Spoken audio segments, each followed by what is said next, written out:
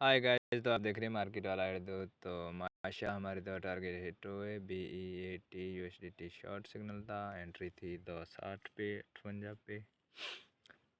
तकरीबन दो टारगेट हमारे हिट हुए। और चलिए आपको चेक कराते हैं। हम रोज़ ग्रुप में 2 से 3 सिग्नल देते हैं और बिल्कुल ओरिजिनल होते हैं।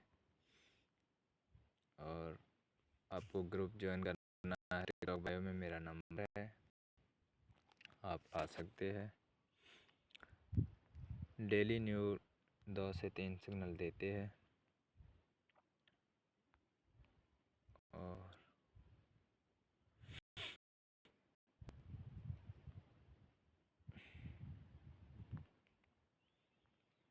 अभी मार्केट तकरीबन दूसरा टारगेट हिट करके दोबारा वापस चली गई है।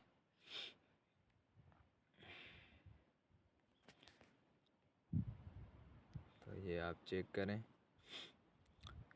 तो मिलेंगे नेक्स्ट वीडियो में। और इंशाल्लाह आपको वीडियो अच्छी लगी होगी और लाइक करें, शेयर करें।